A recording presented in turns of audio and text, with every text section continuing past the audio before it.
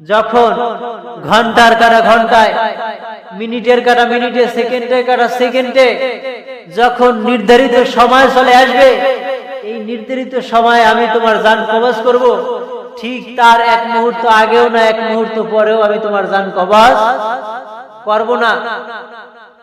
আমার কাছে সময় নাই, তোমার সময় শেষ, আমি তোমার জান কবজ করব। ঠিক আছে? আপনার যদি ধৈর্য না হয় তাহলে আপনি জান কবজ করতে পারেন। আমি মৃত্যুর জন্য প্রস্তুত আছি।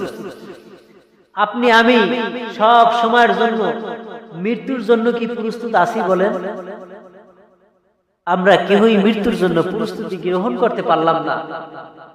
আপনি একটুখানি চিন্তা করেন যে আমি যে মারা যাব, আমার কাছে অমুকে এই কয় টাকা পায়, তাহলে সেই কয় টাকা তো আমি এখন পর্যন্ত দিতে পারলাম না, তাহলে আমি কিভাবে মৃত্যুর জন্য প্রস্তুত? আমি অমুক ওয়াক্তের নামাজ পড়তে পারলাম না, তাহলে আমি কিভাবে মৃত্যুর জন্য প্রস্তুত? আমি অমুকের হক নষ্ট করে খাইলাম, সেই হকটুকু আমি আদায় করলাম না, তার হক আমি তার কাছে ফেরত দিলাম না, তাহলে বলেন আমি কিভাবে মৃত্যুর জন্য প্রস্তুত? মালাকুল মওত আজরাইল নামক ফেরেশতা যখন আপনার আমার সামনে উপস্থিত হয়ে যাইবে, তখন কি মৃত্যুর জন্য আমরা প্রস্তুত হইতে পারি? তখন আজরাইলের কাছে যদি বলি, মালাকুল মওত আমাকে একটুখানি সময় দাও, আমার কাছে অমুক ব্যক্তি টাকা পায়, অমুকের টাকাটা আমি ফেরত দিয়ে আসি।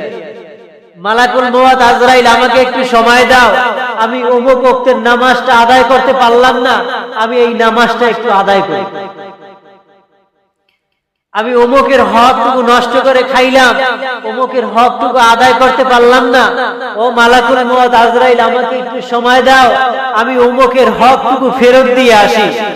এই কথা যদি মালাকুল মওত আজরাইলকে বলা হয়, আপনি আমি বলি মালাকুল মওত আজরাইল সময় দিবে বলেন? তাহলে কি বলেন আপনি আমি মৃত্যুর জন্য প্রস্তুত কি আছি? নাই। কে কখন মারা যাব আমরা কেউই বলতে পারি না। এই জন্য মরার ভয় আপনার আমার অন্তরে থাকা দরকার আছে না নাই? একটুখানি মনেরে বোঝা, ওই সাদা কাপড়ের প্যাকেট আপনাকে